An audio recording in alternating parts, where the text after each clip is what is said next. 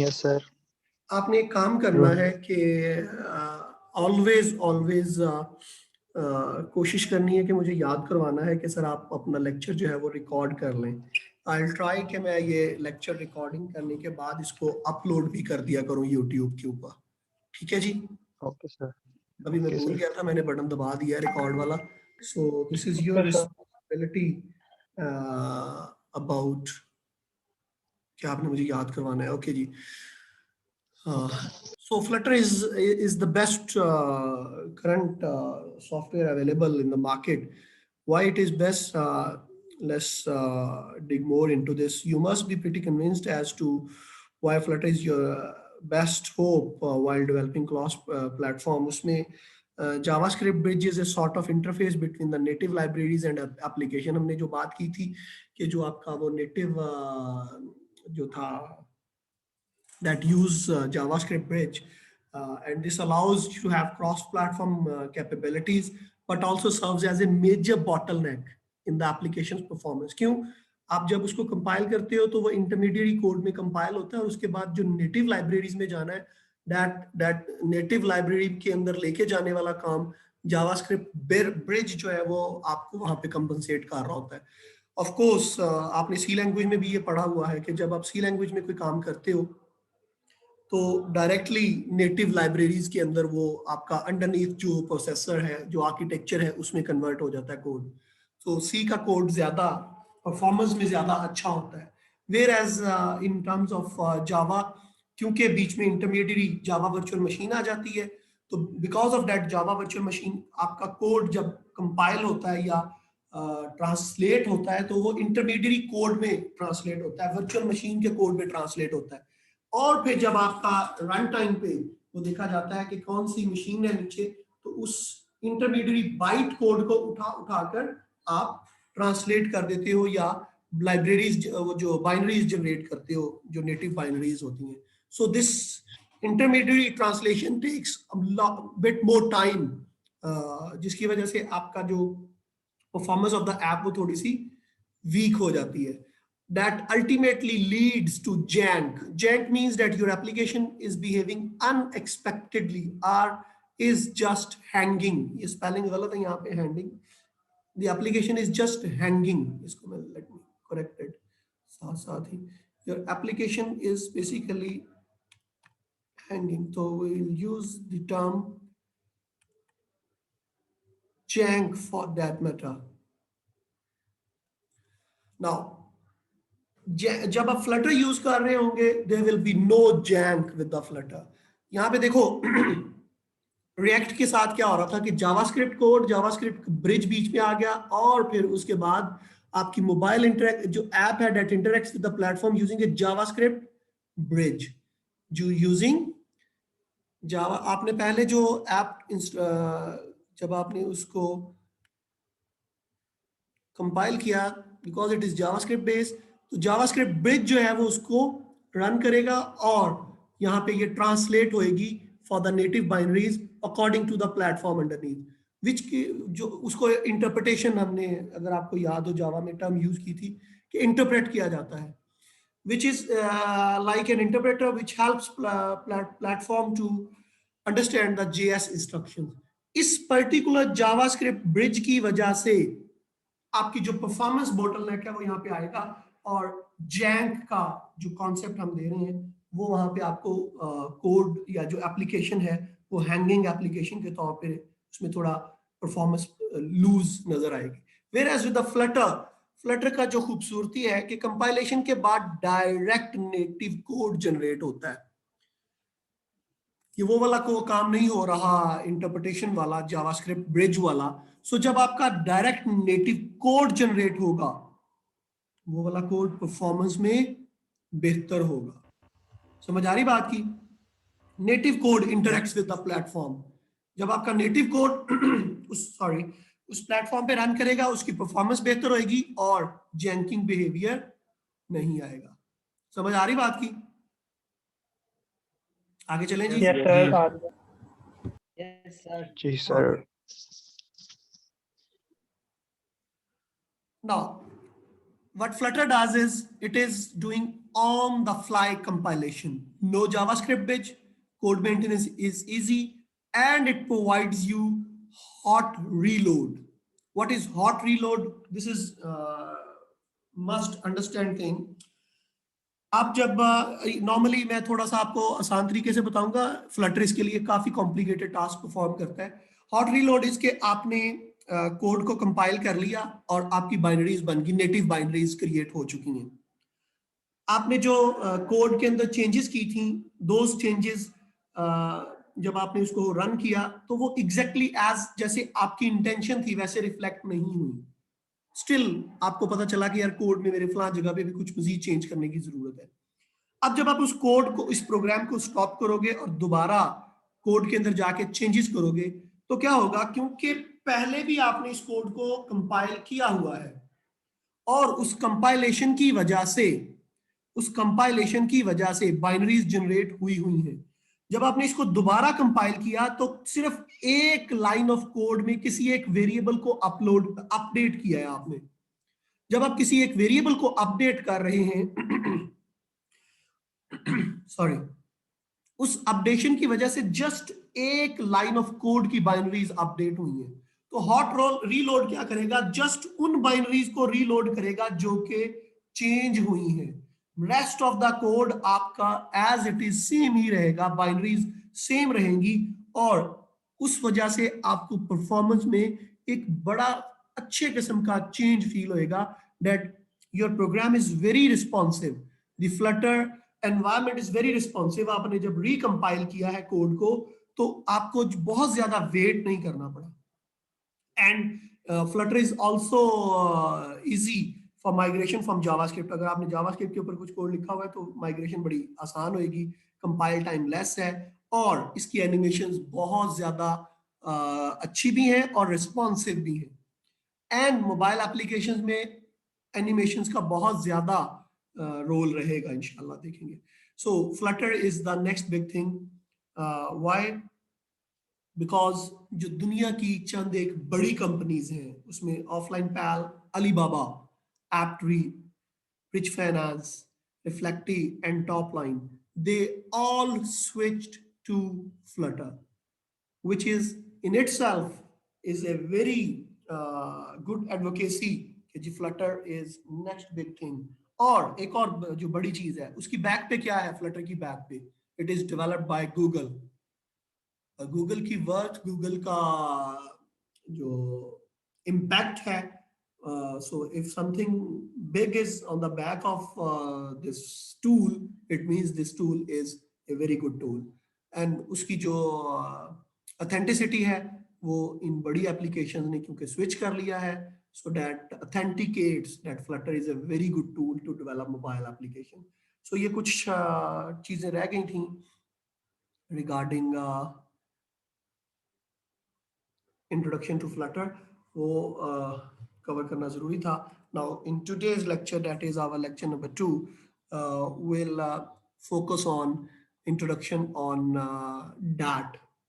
Dart is basically the language used by the Flutter for mobile application development. Flutter works on Dart, programming language originally developed by Google. It is object-oriented programming like C++ and Java. Class defined languages using C style syntax. Syntax वैसा ही होगा. आप लोग परेशान नहीं होना इस बात इसलिए कि जी we are going to learn a new language, whereas we have already spent a lot of time on learning C and C++ and Java language. कल भी जब हमने बात की थी that यहाँ पे आपको बहुत ज्यादा आपसे प्रोग्रामिंग का वो नहीं required experience. If you are a novice programmer, you can easily move to Flutter and Dart. So syntax अगर आपको C और Java का syntax already आप aware है तो इसका syntax almost same ही है, बस just it is a new language developed by Google. And the benefit of using Dart is it is faster, smoother, pretty efficient to be used by developing application for websites and server-side applications. आप mobile application development भी कर सकते हो इससे, web applications भी बना सकते हो और सर्वर साइड एप्लीकेशंस भी बना सकते हो। And for your information, the next, अभी वो जो डेस्कटॉप एप्लीकेशंस वाला सीन था वो खत्म हो गया। Almost every other application that you will name that has server side code on it, on the back of it. आप फूड पांडा की बात कर लो, बैकएंड पे सर्वर साइड प्रोग्राम चल रहा है। आप उसकी क्रीम की बात कर लो, बैकएंड पे सर्वर साइड पे प्रोग्राम चल रहा है। फेसबुक की ऐप, व्हाट्सएप, जितनी भी आपका कल हमने जिक्र किया था वो जो बैंकिंग एप्लीकेशंस थी आपकी, HBL कनेक्ट था, और उसके बाद आपका दूसरी जैज कैश और इजी पैसा, बल्दिया ऑनलाइन, गवर्नमेंट ऑफ पंजाब की ऐप है। इन सब के बैकएंड पे सर्वर साइड एप्लीकेशन रन हो रही है जो कि यूजर से डेटा ले रही है और लेने के बाद उसको प्रोसेस कर रही है। What makes Dart versatile? It compiles it's in its own format, but also compiles into JavaScript, which is readable by most devices. Now, जो हमने अभी थोड़ी देर पहले आपको बताया कि एक तो ये फास्टर है, क्यों? क्योंकि ये जावा स्क्रिप्ट जो ब्रिज है उसको निकाल देती है बीच में से। It directly converts the code, compiled code into native binaries, ठीक है। बट अगर आप जावास्क्रिप्ट के साथ इसको कंपाइल करना चाह रहे हो तो ये जावास्क्रिप्ट की तरह का भी आपको वो कोड जनरेट कर देगी, जो कि मोस्ट डिवाइसेस के अंदर रीडेबल होता है। अगर आपके पास जावास्क्रिप्ट वाला कोड है तो ऑलमोस्ट हर डिवाइस के ऊपर रन हो जाएगा because of the JVM. I hope कि आप लोगों को जेवीएम का कॉन्सेप्ट ऑलरेडी पता है, जावा वर्चुअल मशीन का। एनीवन जावा पढ़ी हुई है आप लोगों ने कि नहीं? No sir. No sir, Java नहीं पढ़ी। ओके, फिर थोड़ा सा मुझे वो वाला कॉन्सेप्ट आपको बता देना चाहिए ताकि आपको आसानी रहे। ओके जी, यहीं पे हम आपको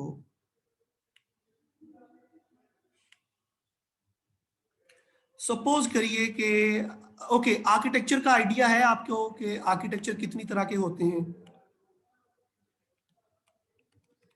इंटेल की मशीन है आपके पास, मैक, यस सर, और आरएम AMD, और आपके पास इसके अलावा एनी अदर, इसमें बहुत सारे आर्किटेक्चर आ जाएंगे, राइजन बहुत सारे आर्किटेक्चर आ जाएंगे। अंडरनीथ जो हार्डवेयर है, ठीक है, ये मैं लिख देता हूं यहाँ पे, डिफरेंट हार्डवेयर्स। इस लेयर पे होता क्या है कि आप जब कोड लिखते हो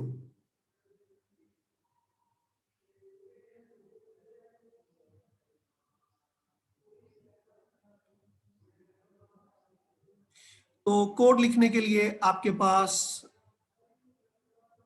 क्या होता था जी? यू हैव C++ और जावा, दो लैंग्वेजेस थी बड़ी पॉपुलर आपके पास, ठीक है जी। ये एडिटर कह दो इसको, मैं यहाँ पे जनरली कह देता हूँ एडिटर्स, कंपाइलर्स, यहाँ पे ये सॉफ्टवेयर अवेलेबल होते थे। अब अगर तो आपने कोड लिखा है C लैंग्वेज में, तो C लैंग्वेज बिल्ड करती है native libraries. C++ builds native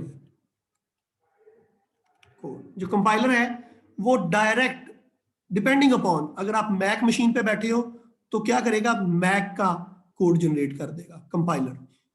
अगर आप इंटेल की मशीन पे बैठे हो तो वो इंटेल का कोड जनरेट कर देगा। सॉरी, ठीक है जी। जावा की वजह से क्या हुआ था, अच्छा अब यहाँ पे डिफिकल्टी क्या थी? सी लैंग्वेज की वजह से अगर आपने एक कोई बहुत पॉपुलर एप्लीकेशन बनाई है and that application becomes a hit and it is successful, तो पूरी दुनिया में आपकी एप्लीकेशन को इस्तेमाल करने के लिए जरूरी नहीं है कि यूजर के पास इंटेल की मशीन हो, और ये भी जरूरी नहीं है कि उसके पास मैक मशीन हो सकता है वो आपके कोड को मैक मशीन पे रन करना चाहे, हो सकता है वो आपके कोड को इंटेल की, आपके सॉफ्टवेयर को इंटेल की मशीन के ऊपर रन करना चाहे। तो जो C++ के कोडर्स होते थे, इनको अगर इन्होंने इंटेल के लिए कोड लिखा है तो मैक मशीन के लिए एंटायर कोड दोबारा लिखना पड़ता था। क्यों? क्योंकि जो यहां पे कंपाइलर यूज हुआ है, जो यहां पे कंपाइलर यूज हुआ है वो या इंटेल का यूज हुआ है या मैक का यूज हुआ है। तो जो कंपाइलर यूज हुआ है वो वाला नेटिव कोड जनरेट हो गया और वो कोड आपका हार्डवेयर के ऊपर रन कर रहा है। फिर देन दे इंट्रोड्यूस्ड जावा। जी जावा में आप कोड लिखेंगे एक दफा, code once. In Java you code once. जब आप इसको कंपाइल करते हो तो क्या होता है? इट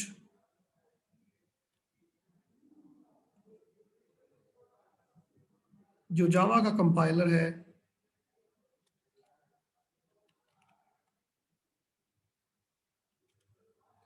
will generate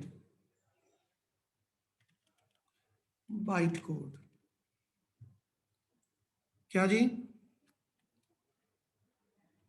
बाइटकोड, इसको इंटरमीडियरी कोड भी बोलते हैं।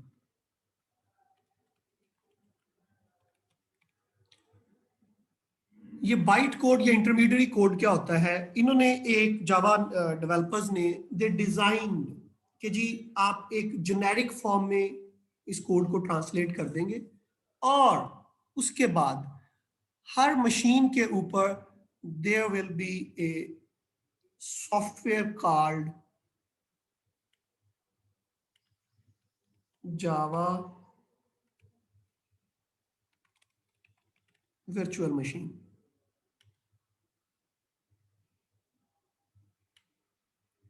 JVM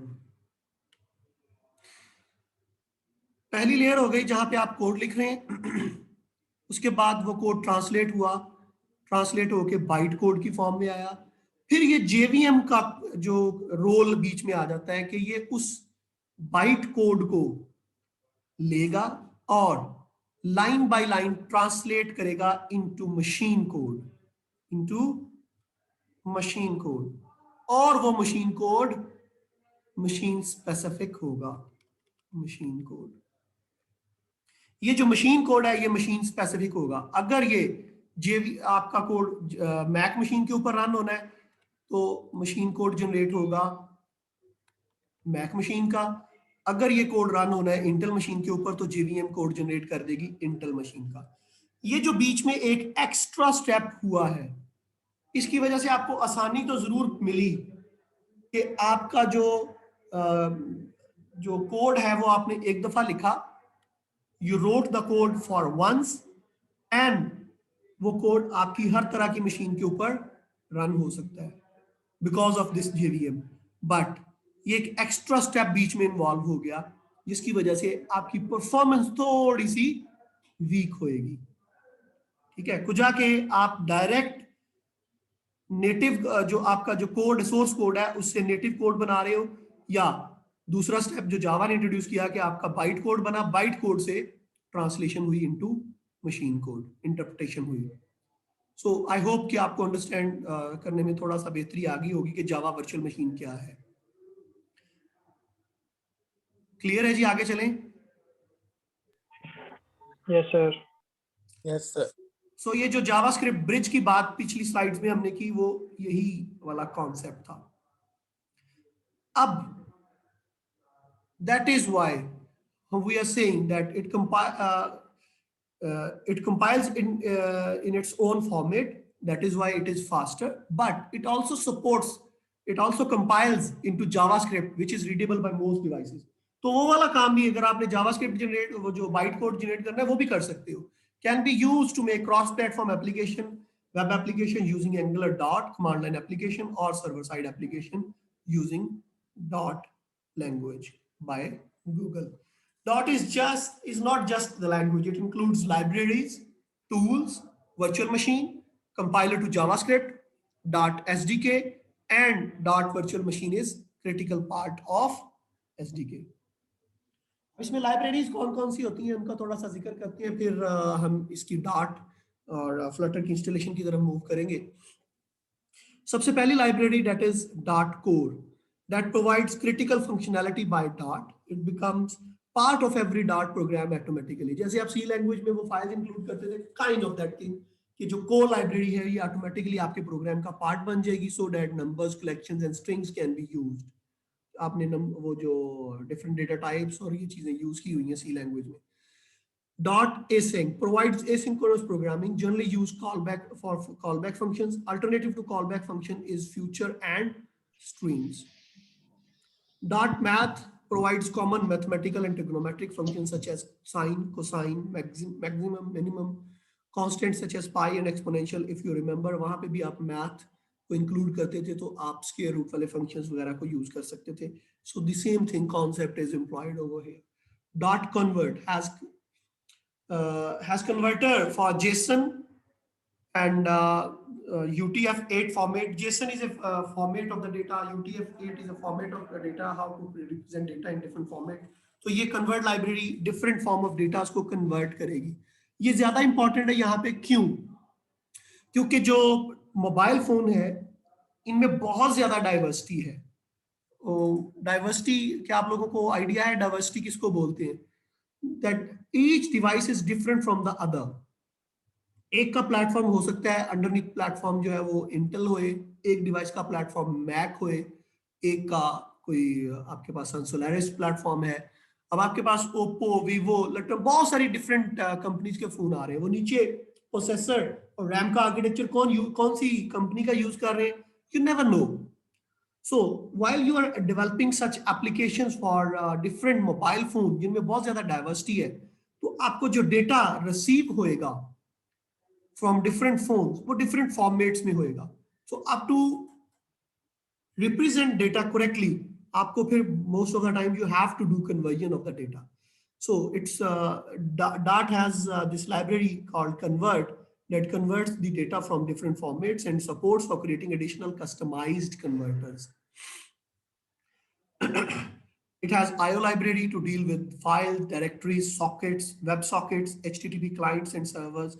If I remember, मैंने शायद आपको किसी एक कोर्स में सॉकेट प्रोग्रामिंग पढ़ाई है, जिसमें आप जो नेटवर्क के ऊपर डिफरेंट एप्लीकेशंस रन हो रही होती हैं, आप अपना डेटा सॉकेट के साथ बाइंड कर देते हो. Socket is responsible to deliver the data for appropriate application.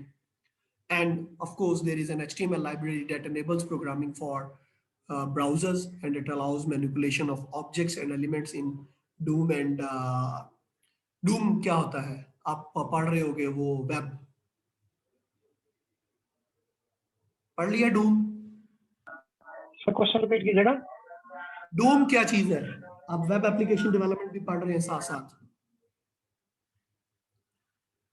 Document object model, ठीक है, इसको चेक करिएगा क्या होता है, गूगल करिएगा, आपको बहुत सारी डिटेल्स मिलेगी. So HTML allows manipulation of objects and elements in Doom and gives access to HTML5 APIs. यहाँ पे आपके पास different objects होते हैं जिनके साथ आपका interaction जरूरी होता है. So if mobile app is interacting with some other server side application, तो आपको बहुत सारे objects के दरमियान communication करवानी है, उस communication को भी आप HTML library के साथ through control कर सकते हैं. UI exposes the lowest level services that Flutter framework use to bootstrap applications such as classes for driving input, graphics text, layout and rendering subsystem. अगर आप अपनी एप्लीकेशन में टेक्स्ट बॉक्स लगाना चाह रहे हैं, अगर आप अपनी एप्लीकेशन में कोई इनपुट के डिफरेंट ऑप्शंस देना चाह रहे हैं, तो UI library will be used over here. Dart tools include install Dart SDK, install Flutter SDK. हम अभी Dart SDK आप इंस्टॉल करना सिखाएंगे इंशाल्लाह ताला. ये लेक्चर 3 मिनट्स में खत्म हो रहा है, तो नेक्स्ट लेक्चर में हम आपको जो इंस्टॉलेशंस हैं उनके ऊपर किस तरीके की इंस्टॉलेशन होंगी वो कवर करते हैं. So we'll install Dart SDK, we'll install Flutter SDK for mobile developers, and then IDEs, editors में आपके पास यहाँ पे Android Studio और VS Studio की सपोर्ट है, IntelliJ की सपोर्ट है. हम VS Studio, Visual Studio Code के ऊपर इंशाल्लाह ताला इस कोर्स को लेके चलेंगे आगे. तो जिन लोगों को बहुत ज़्यादा डेवलपमेंट का शौक है आप एंड्रॉइड स्टूडियो और इंटेलिजे को भी एक्सपेरिमेंट कर सकते हैं, but I will be teaching visual code. Android studio ज्यादा इजी नहीं रहेगा? देखिए सारे ही आसान है इसमें, ऐसा नहीं है कि कोई मुश्किल है, सिर्फ आप एनवायरनमेंट के साथ यूज टू हो जाते हैं। ये एडिटर्स हैं, ठीक है, जैसे आप सी लैंग्वेज में एडिटर्स यूज करते आए हो, डिफरेंट बहुत सारे, सारे एक जैसे ही है, बहुत ज्यादा फर्क नहीं है, सिर्फ आप एनवायरनमेंट के साथ यूज टू हो जाते हैं। Note that Atom, Vim, and Emacs are all not supported by Dart officially, but are available for as open source plugin. आप इनको भी यूज कर सकते हो। अब अगर किसी ने Atom यूज किया हुआ है तो कहते नहीं जी मैंने तो Atom के साथ स्टिक टू रहना है क्योंकि मैं उसके साथ यूज हूँ, तो they are as open source plugin available है, आप उनको भी यूज कर सकते हो। Dartpad is an online Dart compiler that lets you play around with Dart. ठीक है, this is the link. We'll be installing it from here. Command line tools में पब पैकेज मैनेजर है, स्टैटिक एनालाइजर है, code formatter है। जो pub package manager है, it is helping managing and distributing them through the different repositories. Static analyser evaluates and reports any error और warning in your code, और code formatter आपके code को format करता है। डॉट वर्चुअल मशीन क्या है? डॉट virtual machine borrowed from JavaScript VM used by Chrome called V8। ये जो जावास्क्रिप्ट की बात हो रही थी, but browsers actively rejects its big size, or Dart VM works in the background during the process of application building. Run in two basic mode, JIT and AOT. JIT is just in time compiler. इसमें dynamic loading allowed आपको वो मिलती है, so it is bit faster and compiling into native code is on the fly. Runtime पे वो compile हो रहा होता है। Ahead of the time ये pre-compiled code होगा, doesn't support dynamic loading or parsing or the compilation. Dart VM includes Dart SDK. How to use it? All you have to do is use $Dart and file name. वो आप इसको use कर सकते हो। It includes ये बहुत ज़्यादा technical details है जो आहिस्ता आहिस्ता आपके सामने reveal होती जाएंगी। अगर आपको boring लगता है, you can skip it. Direct installation पे भी जा सकते हैं। Includes the observatory option to enable the assets, the check of boolean condition, that is $। आपके पास वो boolean conditions हैं, उनको आपने check करना है तो आप इस तरीके से check कर सकते हो। Dart VM cannot be used for mobile apps or web apps. अच्छा जी, compiler to JS. Dart code is compiled into JavaScript using Dart to JS or Dart devc tools included in that. ये वो दो tools हैं, ठीक है, ये उसके features हैं। Let's install Dart in our next lecture. Features में आपके पास है easy animation और transition है, package system है, simple syntax है, semantics और proper behavior है, ठीक है ना, no undefined data यहाँ पे आपके पास Dart में। So I'm ending this lecture and let's begin our installation lecture series part 2.